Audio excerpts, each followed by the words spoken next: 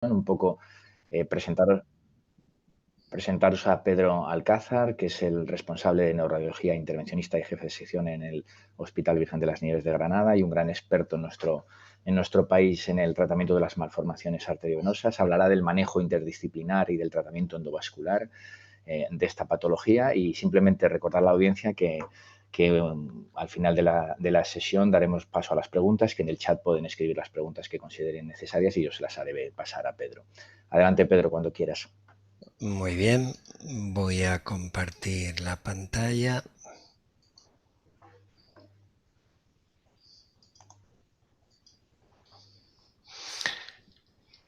Vale, pues buenos días a toda la audiencia. En principio quería agradecer a Luis San Román especialmente y a Salva Pedraza por invitarme y por considerarme experto en estos temas. Voy a intentar, digamos, hablar de este tratamiento de las malformaciones arteriovenosas cerebrales, intentando sintetizar lo que dice la literatura, especialmente sobre seguridad y eficacia de las diferentes alternativas de tratamiento en las malformaciones arteriovenosas. En primer lugar, me gustaría revisar algunos conceptos básicos, como la definición de malformación arteriovenosa, que son conexiones vasculares anómalas con ausencia de red capilar y con formación de shunts arteriovenosos de alto flujo y baja resistencia, y que son los responsables de, digamos, de las complicaciones fundamentalmente por rotura que causan, digamos, hemorragia cerebral, que es la causa principal de morbilidad neurológica, junto con otros fenómenos como de fenómenos isquémicos por robo. Las malformaciones arteriovenosas son un grupo de patología muy importante que suponen hasta el 25% de los ictus hemorrágicos en adultos menores de 50 años, es decir, afectan fundamentalmente a gente joven. Más de los 3/4 de los pacientes se presentan con una hemorragia y la morbilidad derivada de la hemorragia, que antes, comparativamente, por ejemplo, con la morbilidad derivada de la hemorragia subaracnoidea por aneurismas cerebrales, se consideraba que no era tan severa. Sin embargo, hoy se sabe que la rehemorragia por una malformación arteriovenosa tiene hasta un 30% de mortalidad y genera un 35% de discapacidad significativa. Eso significa que menos de la mitad de los pacientes superan una segunda hemorragia por la rotura de una malformación arteriovenosa libre de discapacidad. Se sabe que las malformaciones arteriovenosas tienen un riesgo anual acumulativo de hemorragia que se calcula aproximadamente en un 2% anual. Si son malformaciones que no se han roto previamente y no se han presentado como hemorragia, mientras que las malformaciones arteriovenosas que se han presentado con hemorragia pues tienen un porcentaje de rotura anual superior de casi el doble, o en algunas series incluso se habla que durante el primer año puede llegar a tasas superiores incluso del 6 o del 10%. En los últimos años hemos conocido, hemos profundizado en el conocimiento de la fisiopatología de las malformaciones arteriovenosas. Cuando yo empecé a estudiar, se hablaba de que las malformaciones arteriovenosas eran el resultado de una agenesia del lecho capilar y que por tanto eran congénitas. Hoy ese paradigma ha cambiado, se sabe que en realidad se trata de una alteración de la vasculogénesis o de la angiogénesis, no necesariamente congénita. De hecho, puede ser adquirida en un porcentaje elevado de pacientes, y que conocemos también que para que la angiogénesis sea correcta hay una serie de vías de señalización celular que deben de funcionar correctamente para que se produzca una adecuada diferenciación entre células endoteliales arteriales o células endoteliales venosas. Esas dos vías, la vía de PI3K y la vía del ERK, son dos vías antagónicas que cuando predomina una de ellas se consigue o se finaliza la diferenciación arterial, y cuando predomina la otra las células endoteliales tienen una diferenciación venosa. Cuando ese equilibrio entre las dos vías se altera, entonces se produce una diferenciación vascular que es inadecuada, con una diferenciación no clara entre células endoteliales, arteriales y venosas, y eso acaba desencadenando la formación de unos canales arteriovenosos que son el origen de la malformación. Hoy día sabemos, y aquí tienen una línea temporal en donde se han ido descubriendo en las diferentes malformaciones vasculares cuáles son la base genética que modifica esas vías de señalización celular. Se sabe que una gran mayoría de las malformaciones vasculares se deben a mutaciones somáticas esporádicas, curiosamente activadoras de la función, que generan una hiperactivación de esas vías de señalización celular.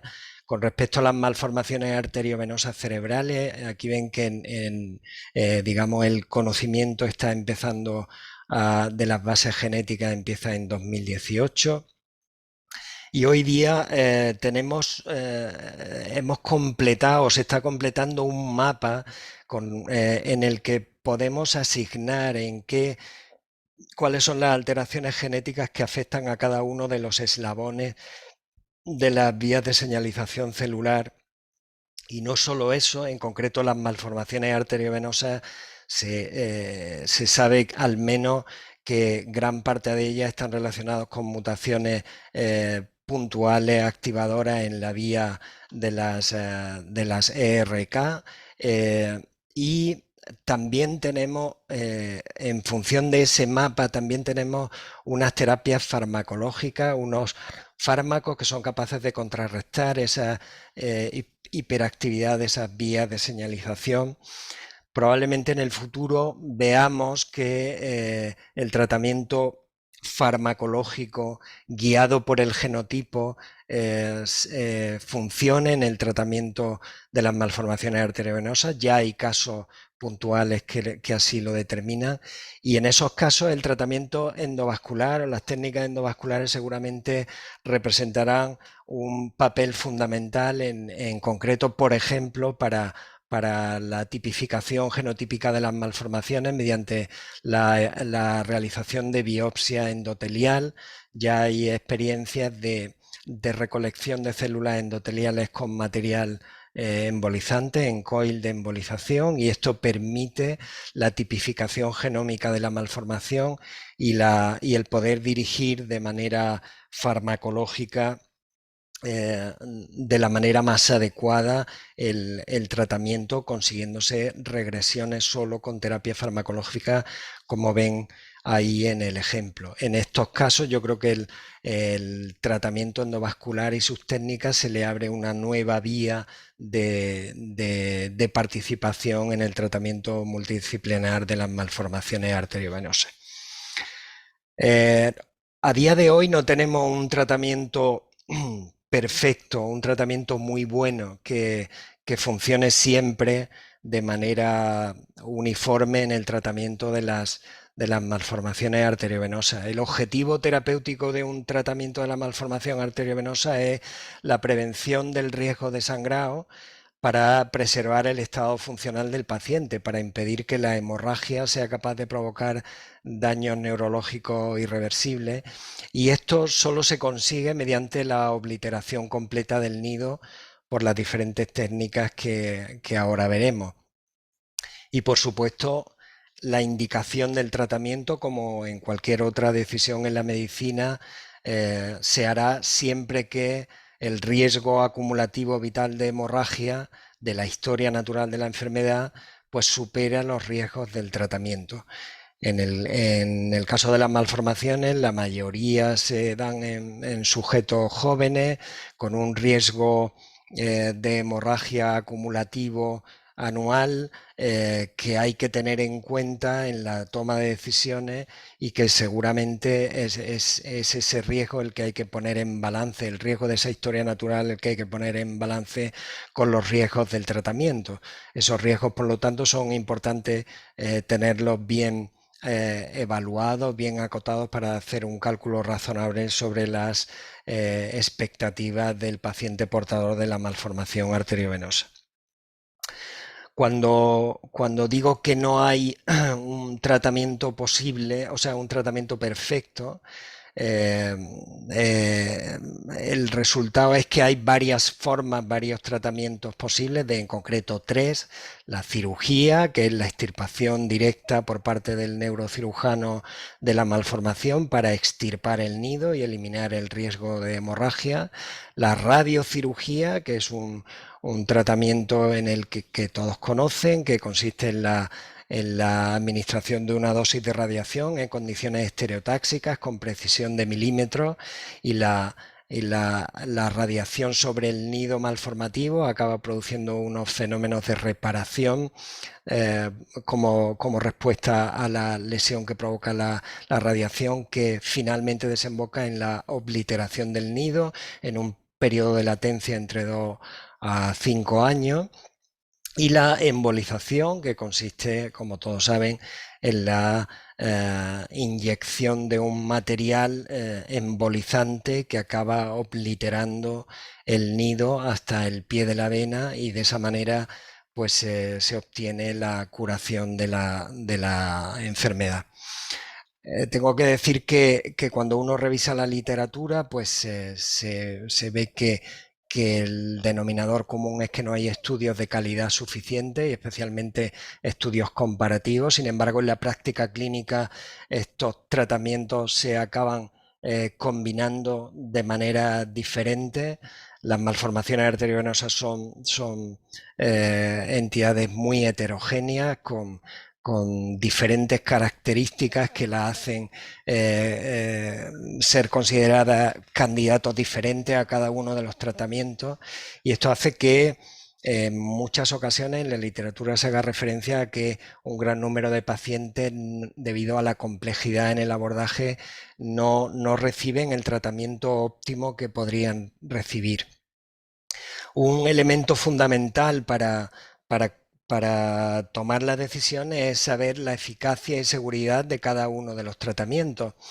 Ahí ven que he colocado cifras aproximativas de la eficacia y seguridad de cada uno de ellos, teniendo en cuenta que fueran candidatos ideales, en condiciones ideales a cada uno de los tratamientos. Se sabe que la cirugía tiene una eficacia muy alta, del 90%, por supuesto en malformaciones especialmente buenas candidatas para la cirugía, y sin embargo y un perfil de seguridad razonable, con un 10% por debajo de complicaciones neurológicas severas. La radiocirugía también tiene datos de seguridad y eficacia muy buenos, con tasas de obliteración por encima del 85% y con una tasa de complicaciones por debajo del 5%. Sin embargo, siempre se ha cuestionado la eficacia y seguridad del tratamiento endovascular, y cuando se hacen revisiones, como ahora veremos, pues la capacidad de curación de la embolización nunca llega a superar el 50%, y siempre se habla de manera sistemática de que la embolización tiene un perfil de seguridad cuestionable, con una tasa de complicaciones elevada. La embolización, sin embargo, es un procedimiento desde mi punto de vista fundamental, del que no se puede hablar de manera genérica, y que se puede utilizar en el contexto de las malformaciones arteriovenosas, digamos, en una serie de escenarios diferentes, con objetivos diferentes, cuya evaluación es diferente, y que pretendo, digamos, describir brevemente en esta charla, para finalmente hablar algo de los ensayos clínicos en marcha en el tratamiento multidisciplinar de las malformaciones, y, digamos, para sacar finalmente unas conclusiones. La embolización como tratamiento de las malformaciones arteriovenosas puede utilizarse en varios escenarios diferentes.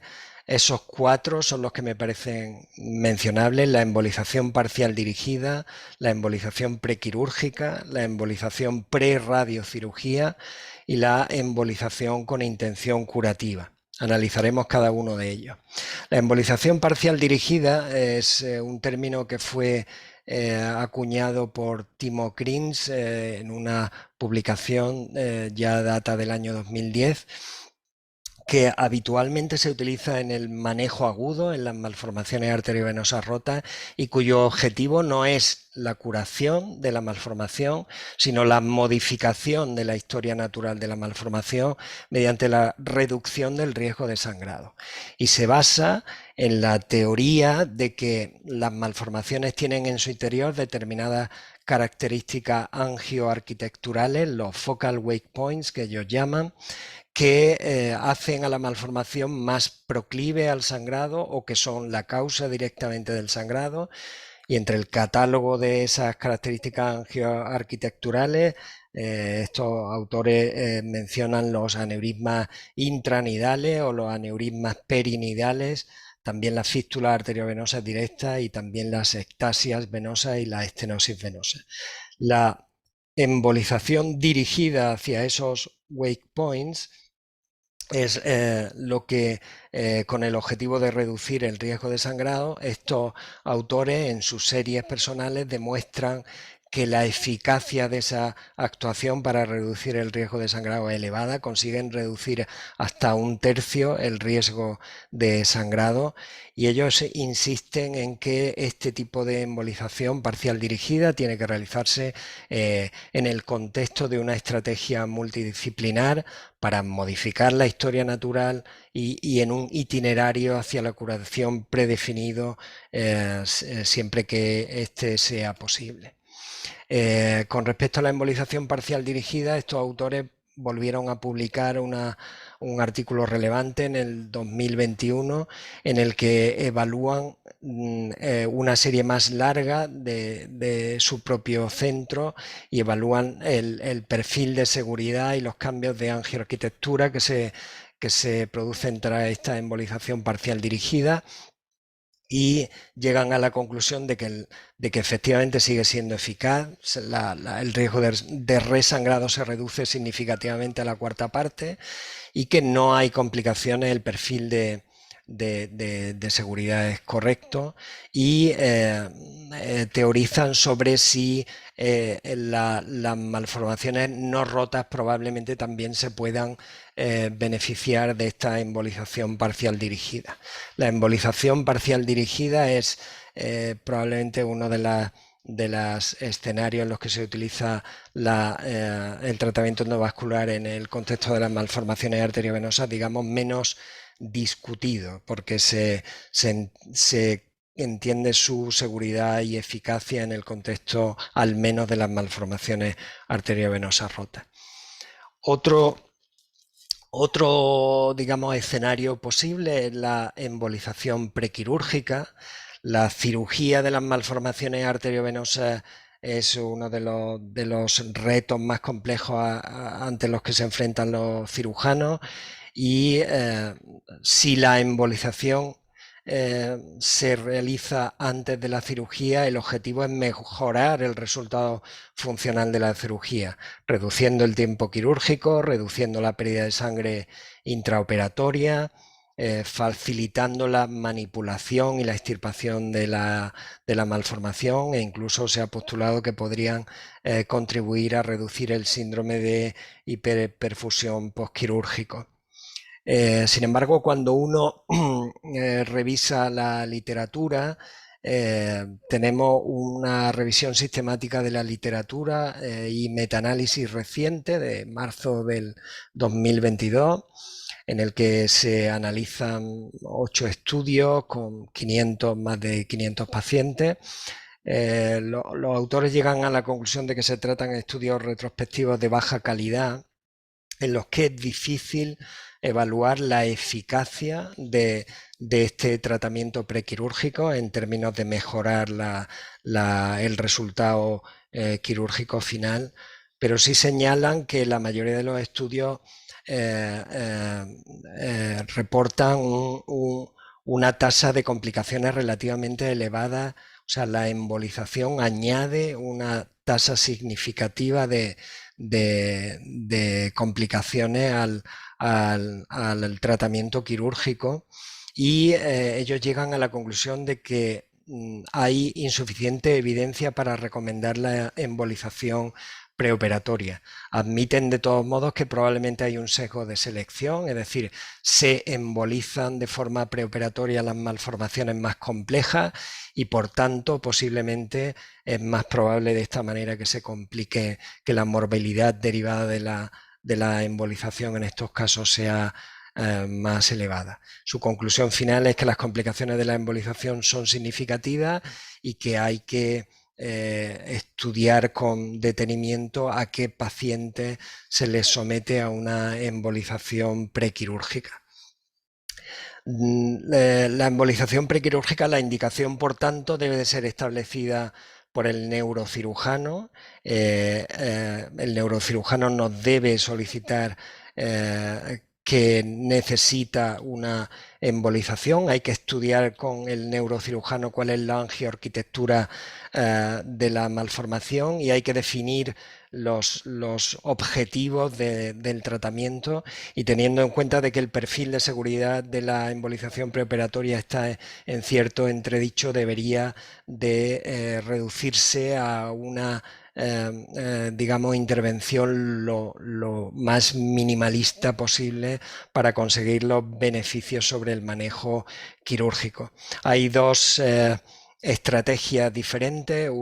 Una estrategia que se utiliza generalmente de manera inmediata a la cirugía y que consiste en el control de los pedículos arteriales que están más profundos y que proceden de perforantes y que son de más complejo control por parte del neurocirujano, aunque hay una estrategia también descrita en el que se hace una devascularización parcial del nido en varias sesiones diferidas en varias semanas antes de la cirugía.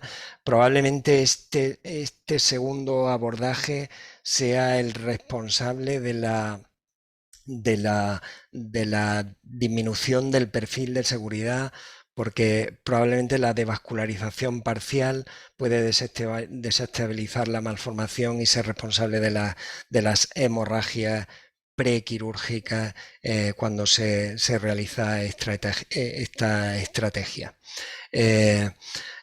Como curiosidad, comentar que cuando se hace una embolización con determinados materiales embolizantes como el onis y el squid, el polvo de tántalo que llevan es inflamable, y cuando se somete a la cauterización bipolar, pues las chispas pueden generar una combustión por el polvo de tántalo, una combustión que además es que se mantiene y que por tanto debería el neurocirujano al que se le emboliza una malformación de manera preoperatoria debería al menos conocer esta opción. La embolización se utiliza también en el contexto de la radiocirugía, o sea, como tratamiento previo a la radiocirugía. Sabéis que la principal limitación de la radiocirugía es el volumen de la malformación. Cuando el volumen es muy alto, la dosis de radiación que tienen que sufrir los tejidos sanos adyacentes sobrepasan los umbrales de tolerabilidad. Por tanto, si la embolización consigue reducir el volumen del nido, se puede aumentar la tasa de obliteración y reducir las complicaciones por toxicidad de la radiación, y además la embolización puede evitar o reducir el riesgo de sangrado en el periodo de latencia, el periodo en el que desde que se administra la radiación hasta que se produce la curación, y que puede ser de varios años, pues la embolización puede reducir la posibilidad de un riesgo de sangrado durante ese periodo y que lastra ese periodo de latencia, lastra los resultados funcionales de la radiocirugía. Sin embargo, en la literatura igual existe la noción, sobre todo desde la publicación de revisión sistemática de la literatura publicado en 2017, de que la embolización previa a la radiocirugía empeora el resultado de la radiocirugía, y de hecho en esa revisión sistemática encuentran que solo el 48% de los pacientes con embolización previa consiguen la obliteración completa frente a un 62% de radiocirugía en los que no se hace embolización preoperatoria. Ellos concluyen que el tratamiento combinado se asocia a tasas inferiores de obliteración. Si se observa que hay una reducción de los efectos adversos de la radiocirugía, y también se vuelve a notar que el perfil de seguridad de la embolización no es óptimo, se asocia a una morbilidad significativa que lastra el resultado funcional del resultado radioquirúrgico. Estos autores admiten que hay un posible sesgo de selección también, en el sentido de que probablemente solo se embolizan antes de radiocirugía las malformaciones más grandes, las malformaciones que tienen un peor pronóstico y que tienen por tanto unas peores expectativas de obliteración completa y expectativas funcionales. El por qué la embolización preoperatoria puede afectar negativamente el resultado de la radiocirugía, pues hay varios mecanismos que se han argumentado, en concreto el hecho de que el material embolizante que nosotros usamos, que es radiopaco, se argumenta que puede reducir la dosis de radiación absorbida, o que yo creo que esto sí que es relevante. Nosotros que participamos en una unidad de radiocirugía y la delimitación del nido lo hacemos neuroradiólogos, sí que cuando hay una embolización previa hay grandes dificultades en la delimitación del nido por la distorsión de las imágenes debido a la radiodensidad del material embolizante, y se han propuesto otros posibles mecanismos, como que la hipoxia derivada de la embolización parcial de la preradiocirugía puede hacer radioresistentes a determinadas áreas de la malformación, pueden además facilitar la angiogénesis, y esto puede, en teoría, facilitar incluso la recanalización de la malformación. Sobre este asunto de si la embolización pre-radiocirugía altera negativamente el resultado, digamos, se ha visto por un estudio más reciente, se ha visto complementada.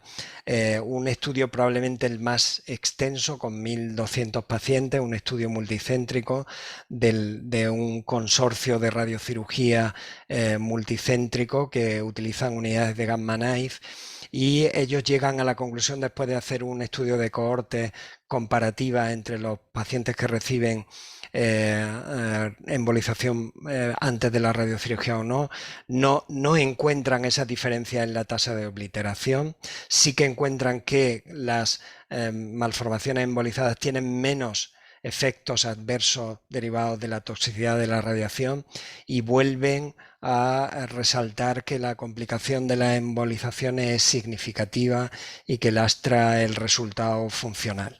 Ellos llegan a la conclusión de que este estudio refuta la noción prevalente de que la embolización afecta negativamente a la obliteración de la radiocirugía, es decir, la embolización no empeora la tasa de obliteración, pero sin embargo la embolización antes de la radiocirugía, debido a las supuestas complicaciones elevadas y a que no se ve un beneficio claro, no apoya la estrategia de embolización de forma generalizada. Y a resaltar el tema de las complicaciones y el efecto protector de las complicaciones de la radiación. Y por último, la embolización con intención curativa. El tratamiento endovascular puede abordar las malformaciones arteriovenosas con intención curativa. Sin embargo, si uno revisa la literatura, pues siempre y se argumenta en los ámbitos científicos que la eficacia de la embolización para conseguir la curación completa es baja, tasas de curación completa solo por debajo de la mitad, por debajo del 45%, con una tasa de complicaciones significativa.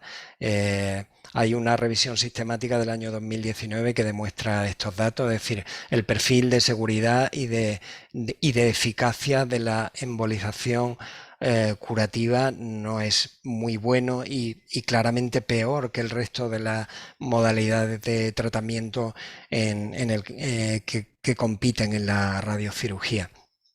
Posiblemente este tipo de revisión sistemática captura, digamos, estudios con tecnologías probablemente que ya no están vigentes. Tenemos que entender que el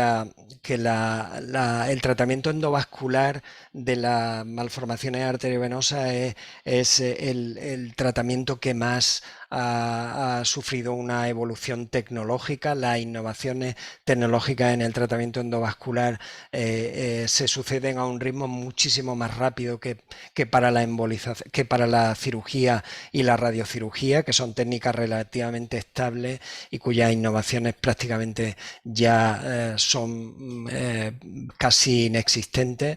Sabemos que hay series recientes donde estos con nuevas técnicas que se han desarrollado, en las que no voy a entrar en detalle, pero como la embolización con técnica de la olla a presión o con el control de flujo con múltiples catéteres, o sobre todo, y que merece una mención especial, es la embolización por vía venosa.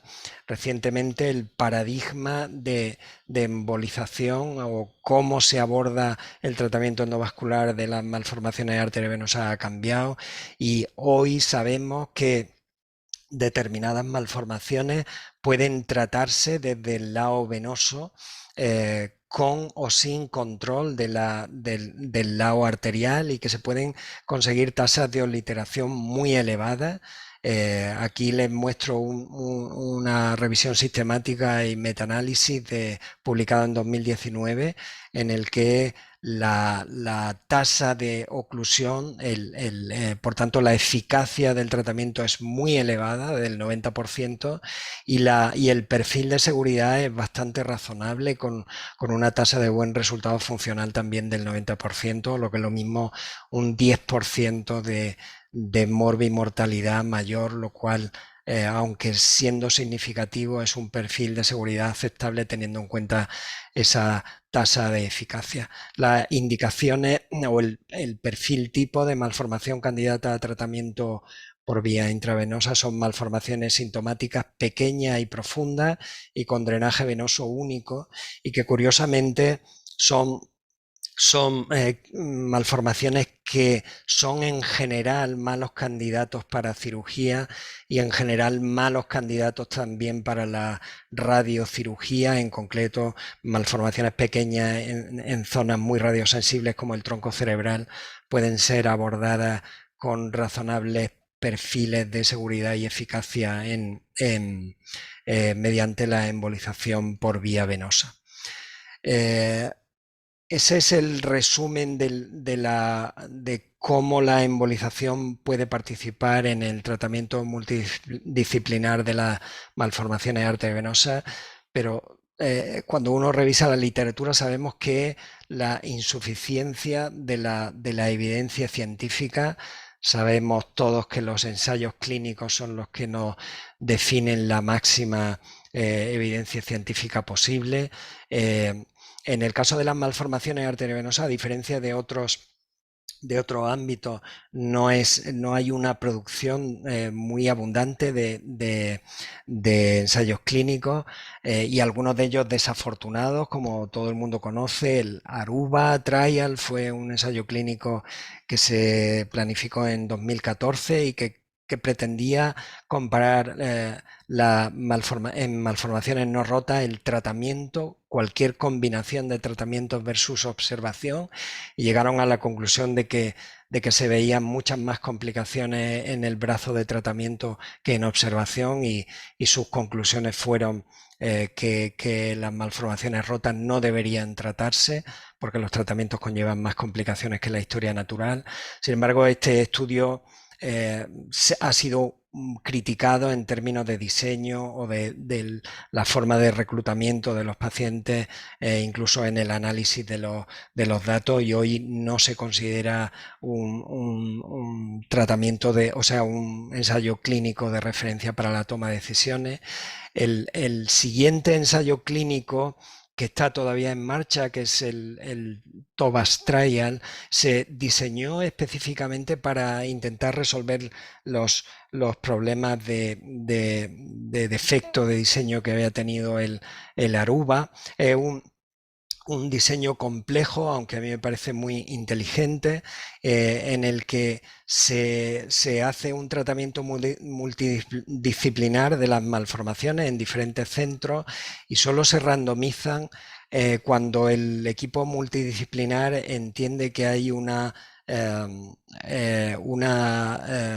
ausencia de evidencia, o hay una zona de duda, como por ejemplo este ensayo tiene dos ensayos internos, uno de ellos que pretende demostrar que cuando una malformación arteriovenosa es candidata razonable a tratamiento curativo por cualquiera de las modalidades, o bien también es razonable, según el equipo que multidisciplinar, es razonable también a un tratamiento mediante observación, pues se hace una randomización y de esa manera se averiguará si realmente el tratamiento es capaz de reducir las tasas de mal resultado del 25 al 15%. Tienen la idea de prolongarlo durante 10 años, y hay una segunda randomización a los pacientes que se tratan con radiocirugía o con cirugía, sobre la seguridad de la embolización preoperatoria y si las complicaciones neurológicas están dentro de un rango razonable que ellos estipulan en un 8%. El sistema de reclutamiento es un poco complejo, pero desde mi punto de vista tiene la ventaja de que todo paciente que no es randomizado, porque no se considera que su tratamiento genera un área de incertidumbre, una incertidumbre en la toma de decisiones, son añadidos a un registro que luego se evalúan. Y de hecho, la gran aportación de este estudio es que los pacientes incluidos en ese registro pueden reflejar de manera bastante fidedigna cuál es el resultado en la vida real del tratamiento multidisciplinar de las malformaciones. Este estudio lleva reclutando pacientes a un ritmo muy rápido, llevan más de 1000 pacientes reclutados, y recientemente se han publicado los resultados de los registros, es decir, de los pacientes que no fueron randomizados tanto del lado quirúrgico como de la embolización.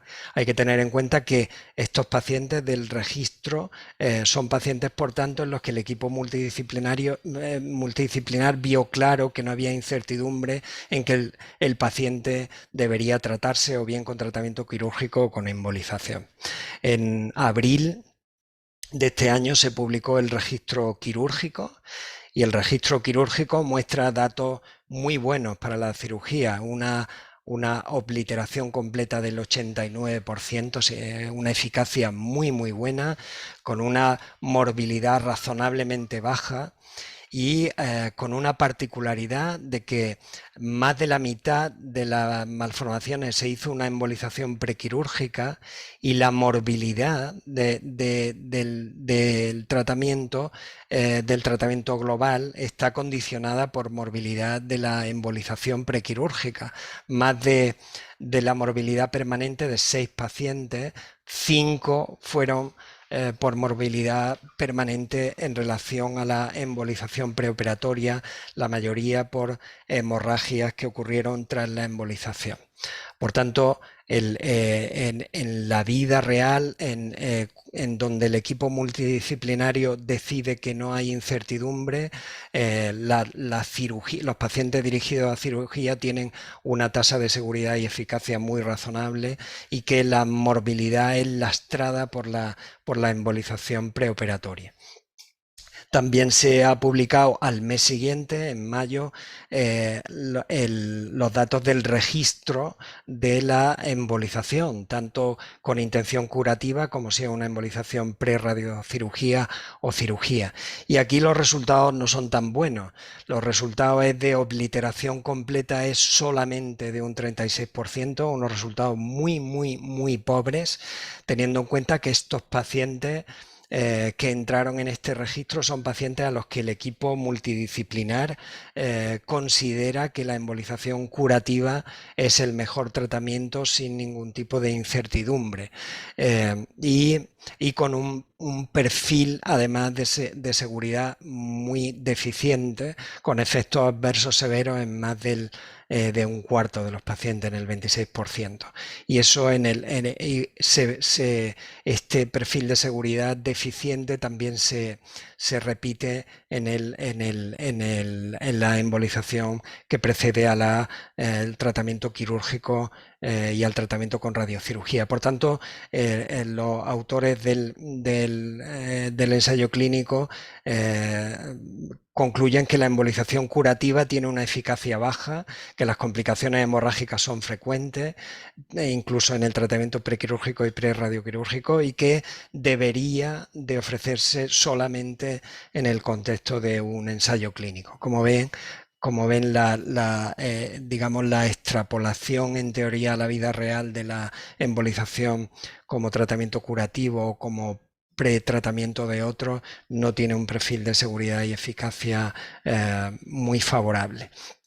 Y por último, hay un último ensayo clínico que está todavía en marcha, que es el TATAM Trial, y que lo que pretende es evaluar la eficacia del tratamiento por vía venosa con o sin embolización transarterial previa, comparándolo con la embolización transarterial habitual.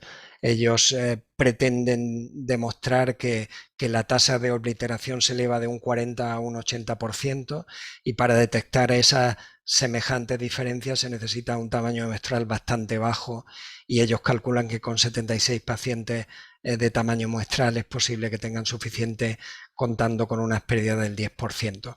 Las indicaciones serían malformaciones arteriovenosas pequeñas, con una vena única de drenaje y con la previsión de tratamiento curativo en un máximo de 2 sesiones. Esperamos el resultado, y si se confirma que sus niveles de seguridad y eficacia son los que inicialmente se apuntan, probablemente esto cambiará en parte el paradigma de tratamiento de al menos un subgrupo de malformaciones arteriovenosas. Y ya por último, pues me gustaría concluir diciendo que no existe evidencia científica suficiente para dirigir el tratamiento de las MAS cerebrales. El mejor tratamiento de las malformaciones arteriovenosas cerebrales requiere de la participación multidisciplinaria desde el inicio de todas las modalidades de tratamiento, y por tanto, desde mi punto de vista, debería de realizarse en centros de excelencia con disponibilidad de todas las técnicas, o al menos si se ponen en marcha en centros donde alguna de las técnicas no existe, como por ejemplo puede ser la radiocirugía, pues sería conveniente la asociación de centros en grupos de trabajo que permitan la participación multidisciplinar. El tratamiento endovascular es, desde mi punto de vista, una pieza fundamental en el tratamiento de las malformaciones arteriovenosas cerebrales, que se encuentra en continua evolución tecnológica. Esa evolución tecnológica seguramente va a mejorar las perspectivas de tratamiento en términos de eficacia y seguridad, y para esto nos van a ayudar los ensayos clínicos en marcha, que ayudarán a definir la posición relativa de cada modalidad de tratamiento. Y con esto acabo. Muchas gracias. Muchas gracias, Pedro, a ti por esta charla. La verdad es que ha sido muy interesante para la audiencia que tenemos, que creo que has dado una muy correcta visión, y aparte, aunque los resultados que has mostrado de eficacia y de seguridad del tratamiento endovascular, que es el que realizamos nosotros, no son maravillosos, al mismo tiempo eres un defensor de esta técnica. O sea que yo creo que eso te hace todavía más de alabar cómo has enfocado la charla, ¿no? Yo creo que realmente es plasmar la realidad de lo que tenemos en la literatura. Todos somos conscientes de que existe un papel del tratamiento endovascular en las malformaciones arteriovenosas, y que probablemente con las técnicas que has insinuado mejorará la eficacia y la seguridad en los próximos años, pero hay que saber encontrar el lugar, ¿no? Hay alguna puntualización de la audiencia que dice que hay un sesgo, obviamente, de selección de los estudios en los que hemos presentado, y probablemente pues es algo, una realidad, que muchas de las malformaciones elegidas para tratamiento endovascular probablemente son complejas, ¿no? Y eso es una realidad, y yo creo que en todos los estudios hay un sesgo de selección. Es difícil hacer un estudio realmente randomizado de esta patología, ¿no? Sí. Tenemos otras preguntas que era un poco, y era decir si en principio, te pregunta el doctor Pedraza si los informes de los estudios para valoración de las MAPs cerebrales deben de incluir la cuantificación de ciertos parámetros, además de una valoración cualitativa. Es decir, si hay que hacer algún tipo de cuantificación de flujo o de otro valor cuantitativo, ¿no? Bueno, nosotros los neuroradiólogos intervencionistas siempre le hemos dado especial relevancia a la angioarquitectura de la lesión. Nosotros ponemos especial énfasis en cuáles son las características internas de la malformación en términos de esos focal wake points o incluso en términos de flujo. Con técnicas de imagen no invasiva es más difícil ese tipo de determinación con detalle de la angioarquitectura, aunque técnicas de resonancia magnética pueden hacer una aproximación.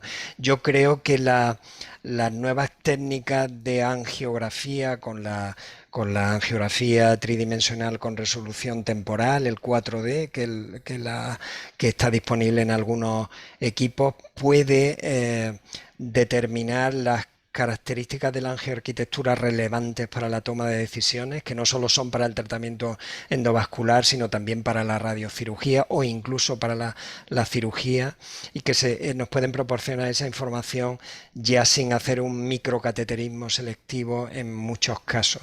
Entonces, desde el punto de vista de la imagen no invasiva es más difícil estandarizar, digamos, esa cuestión, pero yo lo resumiría en las cuestiones de las zonas de la angioarquitectura que hacen a la malformación proclive al sangrado, y una cuantificación del flujo pueden ser útiles en la toma de decisiones. En ese aspecto, ¿hay alguna pregunta, ya asumiendo que la técnica adecuada es la que has dicho de la geografía? Dentro de las técnicas no invasivas, ¿qué papeles pueden jugar o qué técnica crees que es mejor, la angiotac, la angioreso, y si el valor del PTRM tiene algún tipo de papel en este análisis? Pues yo creo que de las técnicas no invasivas, pues seguramente la resonancia magnética y las técnicas avanzadas de resonancia magnética son las que más información proporcionan en la toma de decisiones para evaluar estas características que acabo de comentar, e incluso en la planificación de otros tratamientos como la cirugía o la radiocirugía. O sea, creo que con respecto al PET-RM tengo muy poca experiencia y no puedo aportar mucho en este sentido. En nuestra práctica habitual, la resonancia magnética avanzada es la que nos permite completar el estudio de las malformaciones arteriovenosas para planificar los tratamientos tanto endovascular como quirúrgico o radioquirúrgico. Hay otra pregunta, que si existe algún tipo de algoritmo de inteligencia artificial para la valoración de esta patología. Que yo lo conozca por el momento no, que yo conozca no. Seguramente hasta donde yo sé se están haciendo esfuerzos para integrar las diferentes escalas de gradación quirúrgica, radioquirúrgica y endovascular para integrarla en una toma de decisiones. Como sabéis, la radiocirugía también tiene escalas de valoración que predicen con bastante fiabilidad la tasa de éxito y la probabilidad de complicaciones, y probablemente no sea descabellado que en el futuro próximo haya alguna ayuda sobre algún algoritmo de inteligencia artificial que nos permita por lo menos simplificar la toma de decisiones o que añada una información adicional que facilite la toma de decisiones también. Y luego hay un par de preguntas que casi se responden solas, que si existen guidelines internacionales estandarizadas para el diagnóstico y manejo de las MAP. Ya has respondido que no existen estandarizadas. Y probablemente la última pregunta se responde con esto. ¿Cuál es el reto en el futuro? Pues el reto será crear esas guidelines, probablemente. Claro, el reto, hombre, yo creo que el tratamiento endovascular tiene, precisamente porque es de las tres técnicas implicadas en el tratamiento de las malformaciones, la que está todavía en un proceso de innovación tecnológica acelerado, y claramente diferente del resto. Probablemente veamos grandes avances en el futuro próximo en el tratamiento endovascular y seguramente no tanto en el quirúrgico o radioquirúrgico, y la participación de las técnicas endovasculares seguramente en terapia farmacológica, por ejemplo, o de diagnóstico genómico de las malformaciones, etcétera. Yo creo que eso en un futuro próximo lo veremos y reforzará el papel de las técnicas endovasculares, que en determinadas cuestiones puede ponerse en cierta duda actualmente. Pues muchas gracias, Pedro. Le doy entrada al doctor Pedraza por si quiere despedir la sesión, y agradecerte y mucho la charla que nos has dado. Bueno, yo lo agradezco a vosotros. Perfecto. Bueno, muchísimas gracias a los dos. En primer lugar, agradeceros vuestro trabajo. Gracias, Luis, por tu excelente moderación y Pedro, ha sido espectacular. Yo creo que eso ha sido un lujo de sesión, explicarnos un poco desde el principio, desde la fisiopatología hasta el tratamiento, ¿no? Yo intento siempre hacer un pequeño resumen. Para resumir mucho, tú has dicho dos ideas claras. Hay que mirar y valorar la angioarquitectura. Has apostado más por la reso y también has dicho que te gustaría la angio, el 4D, y después has dicho el tratamiento, que hay de una manera positiva, has dicho que hay mucho punto de mejora, que hay que hacerlo multidisciplinar y que tenemos que, al final, con los ensayos que has comentado, llegar a hacer unas guidelines, ¿no? Pero hay margen de mejora. No sé si te parece bien este pequeño resumen, Pedro. Totalmente de acuerdo, sí. Me Sí, sí. parece un resumen muy acertado. Perfecto. Pues nada, muchísimas gracias. Simplemente recordar a la audiencia que en estas sesiones de este curso que organiza Luis, la siguiente semana tendremos a Manu Moreo, que nos hablará del tratamiento endovascular de los hematomas suturales, y mañana, siguiendo las sesiones, vamos a tener a la doctora Eva Jiménez, que nos va a hablar de lesiones focales hepáticas. Estáis todos invitados. Que tengáis un gran día. Gracias, Pedro. Gracias, Luis. Muy Estamos en bien. contacto. Un saludo. Nos vemos. Muchas Hasta luego. gracias. A vosotros. Deu. Adiós.